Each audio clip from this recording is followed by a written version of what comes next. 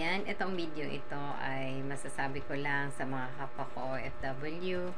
Ex-OFW na ako, dito na ako sa Pilipinas. Gusto ko lang magbigay ng tips sa mga baguhan. Ayan, gusto ko lang magbigay ng tips sa mga baguhan na mga OFW, especially na sa Middle East kasi ako talaga sa Middle East. Magdalaga, tapos nagkaasawa, sa Middle East ako. Ayan, unang-una ang magiging tips ko sa kanila, pagdating mo ay magpakita ka ng gilas. Unang-una sa amo mong babae.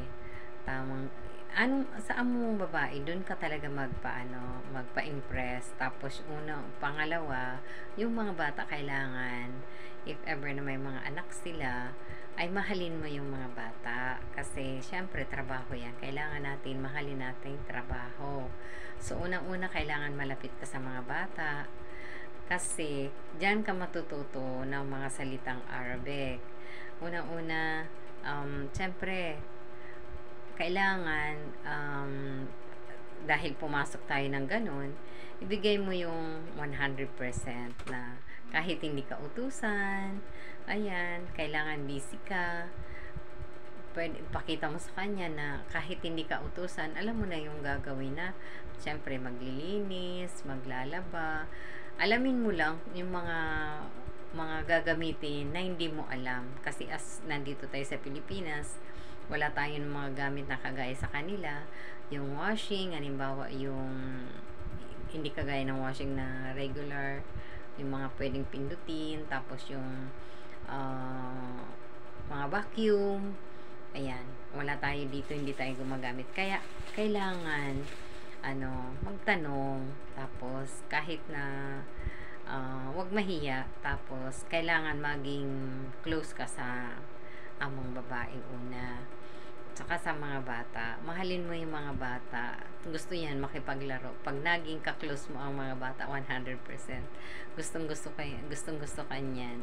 Ayan, gustong-gusto kasi yung mga bata dyan, yung nakikipaglaro ka. Ayan, kailangan mahalin mo sila.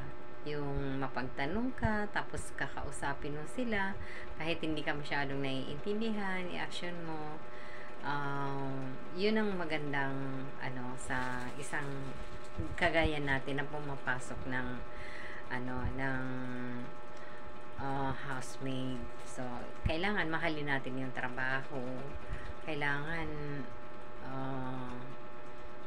yung halimbawa, lalo na sa kusina, magkusa ka doon na maglinis kahit hindi ka utusan.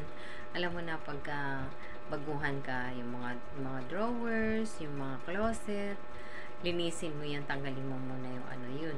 Isa na yun na makikita ng amo mo na lagi kang busy, especially na may mga bahay dyan na may mga CCTV, so makikita ka kung ano yung ginagawa mo. As Pilipino tayo, mapasensya tayo, at saka alam nila masipag tayo. So yun ang magiging tips ko sa inyo, na maging mapagmasid. Kailangan yung mga bata ay mapamahal sa'yo, at saka sa amo mong babae, dun ka talaga lalapit. Kahit anong problema mo, if ever na maging ka-close mo, ayan, maging open ka lang, at saka unang-una, yung tiwala. Ayan, huwag mawala yung tiwala. Halimbawa, medyo matagal ka na, at saka huwag magsinungaling. Ganon. Kailangan maging trust. Yung trust talaga ay may bigay sa'yo, na lahat ginagawa mo, lalong-lalo na yung pagkakatiwalaan ka.